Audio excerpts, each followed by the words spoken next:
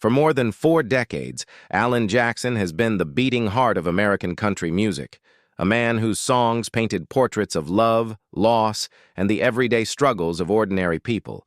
With his tall frame, gentle southern drawl, and cowboy hat tilted just so, he wasn't just a performer.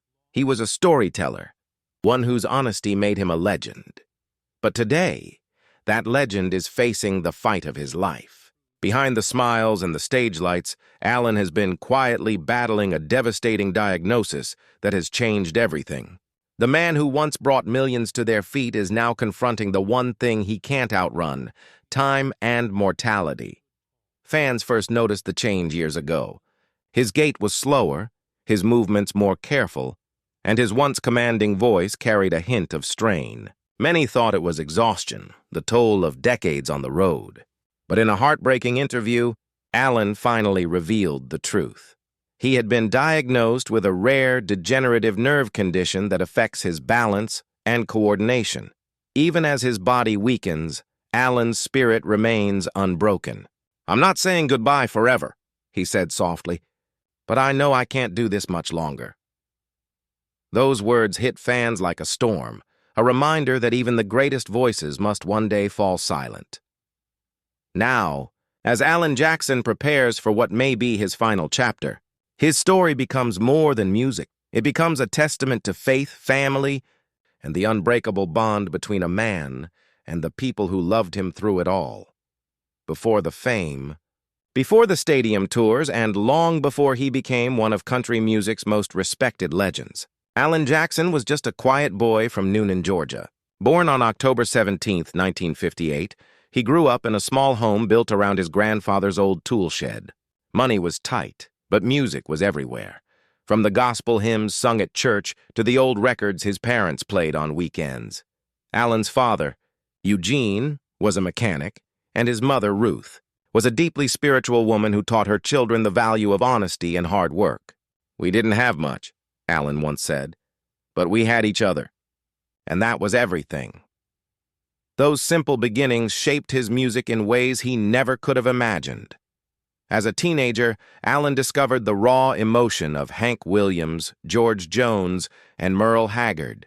Their songs spoke to him, stories of broken hearts, family struggles, and small-town life.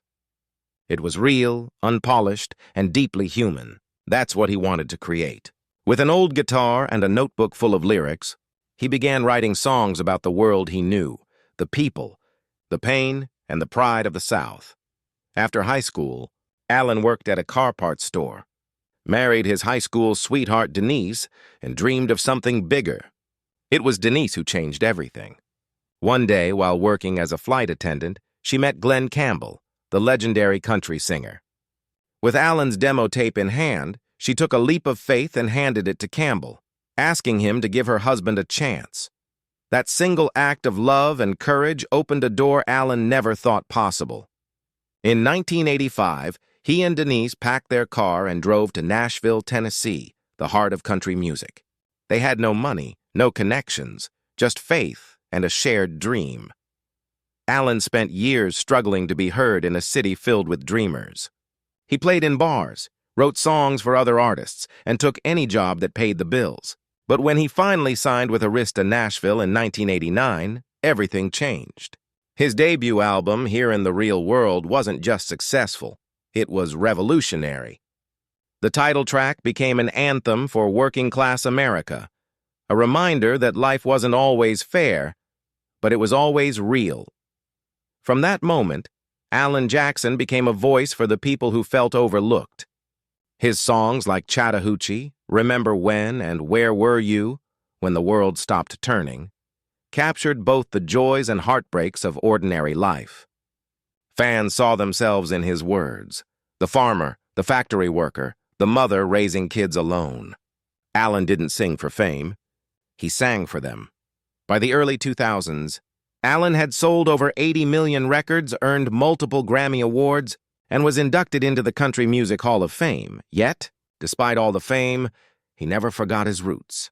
He still lived close to family, attended church, and spoke with the same humble Southern charm he always had. But behind the calm smile, something was beginning to change.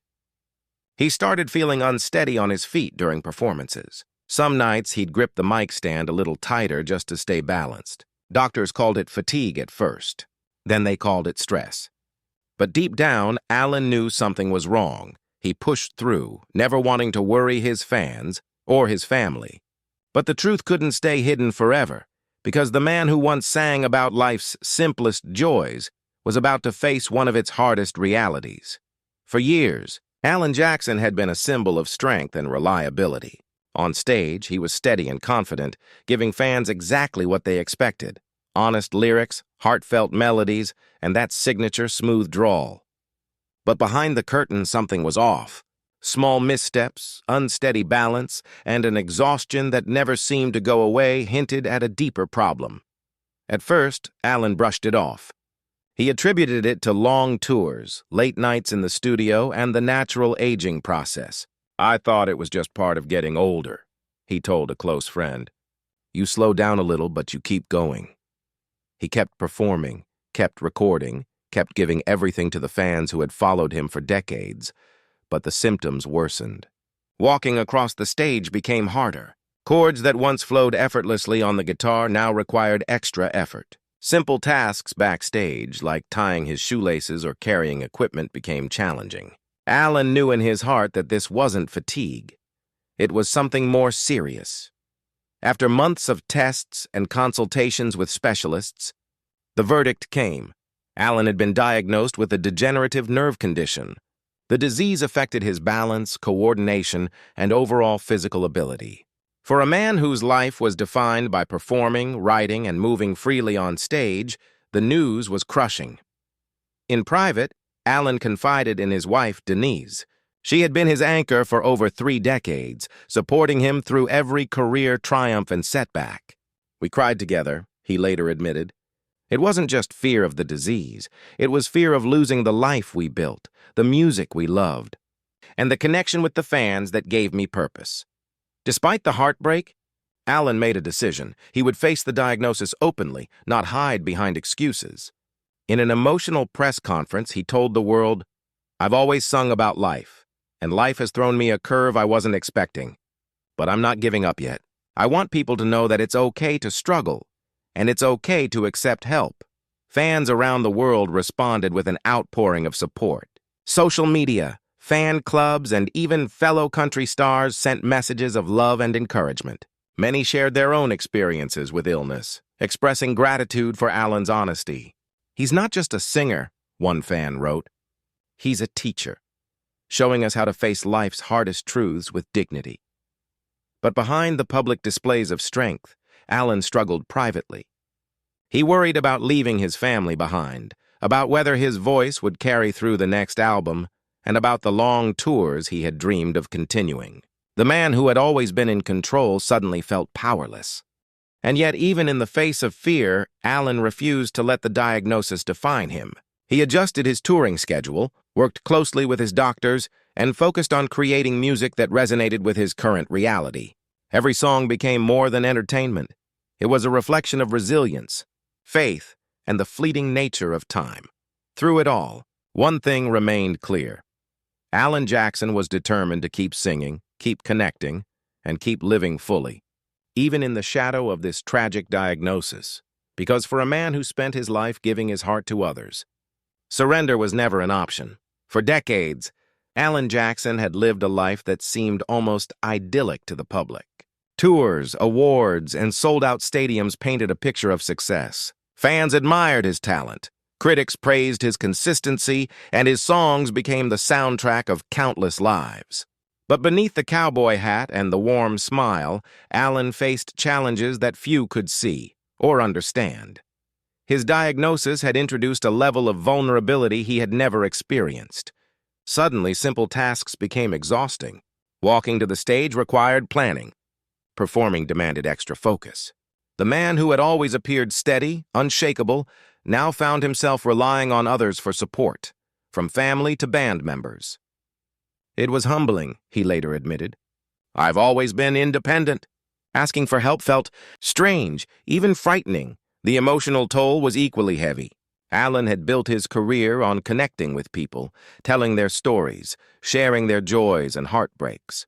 But now he worried about being a burden. He feared disappointing fans who had come to expect the same energy and precision that had defined his live shows.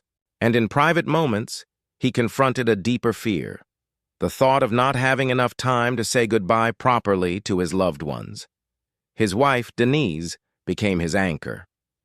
She adjusted her life to support him, attending appointments, managing logistics, and reminding him to rest.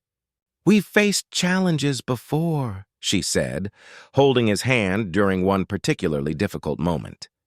"But this is different, and we face it together." Her unwavering presence allowed Alan to continue performing, even if it meant shortening sets or simplifying choreography. Beyond family, Alan leaned on music more than ever. Songwriting became a form of therapy, a way to process the fear, the uncertainty, and the grief. New lyrics reflected his inner struggle, the fragility of life, the importance of love, and the bittersweet beauty of fleeting moments. Every chord, every note became a testament to resilience. Fans noticed the change. Social media buzzed with comments about the raw emotion in his performances, describing them as heartfelt, hauntingly honest, and more human than ever. For Alan, it was validation that even in struggle his music could touch hearts. But the pressure remained. Doctors warned him about overexertion, suggesting he limit tours. Yet Alan felt torn. His identity had always been tied to his music and stage presence. Could he step back? Could he let go? For a man who had spent decades giving to others, retreating felt impossible. Yet in quiet moments, Alan found clarity. He realized that vulnerability didn't diminish him. It made his music richer, his connection to fans deeper. He learned to pace himself, to accept help, and to embrace the love surrounding him. And through it all, he vowed to continue sharing his story, not as a tale of tragedy, but as one of courage, perseverance, and hope. Because even as illness cast a shadow, Alan Jackson remained the same man who had once picked up a guitar in a small Georgia town with a dream, determined to sing his heart out. No matter the obstacles, as the years passed, Alan Jackson came to understand that his life, like his songs, had a rhythm, a rise and fall, a beginning, and an inevitable end. The degenerative condition that had crept into his life continued to progress, slowing him down and forcing him to make choices that no artist ever wants to make. Fewer tours, shorter performances, and more time away from the stage. For a man whose identity had long been intertwined with his music, this was perhaps the hardest challenge of all. The stadium lights, the cheering fans, the familiar strum of his guitar. These were the things that had defined him for decades. Now he had to confront the reality that some of these joys might never return. Yet Alan approached this stage of life with the same humility and grace that had carried him through childhood hardships and years of tireless work. He leaned on Denise, his family, and his closest friends, cherishing the quiet moments that once might have seemed ordinary, sharing breakfast with his grandchildren, listening to the wind rustle through the Georgia pines, or strumming a familiar melody on his front porch. Even as the diagnosis worsened, he refused to let it overshadow his gratitude. "Life gives you highs and lows," he said in a heartfelt interview. "I've had more highs than I could have imagined, and even the lows teach you something about what matters."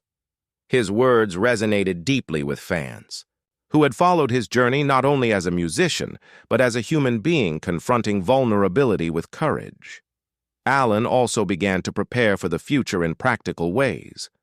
He made sure his family was secure, worked with his team to preserve his musical legacy, and wrote letters to friends and loved ones expressing his gratitude for their unwavering support.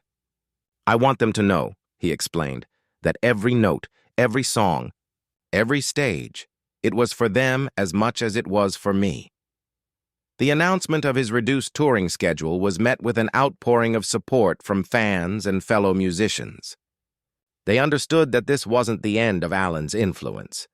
It was a new chapter, one defined not by the lights on the stage, but by the love, memories, and music he had shared over a lifetime. In his private moments, Alan often reflected on the fragility of life and the bittersweet beauty of his career. He thought about the small Georgia town where it all began, the lonely nights writing lyrics in a dimly lit room, and the journey that had led him to sell millions of albums and inspire countless lives. Each memory was a reminder that he had lived fully, loved deeply, and sung honestly. And though he faced the end of his performing days, Alan never lost his voice. Not the one in his throat, but the one in his heart. That voice, shaped by decades of experience, joy, pain, and love, continued to speak through his songs, touching people he might never meet and leaving an indelible mark on the world.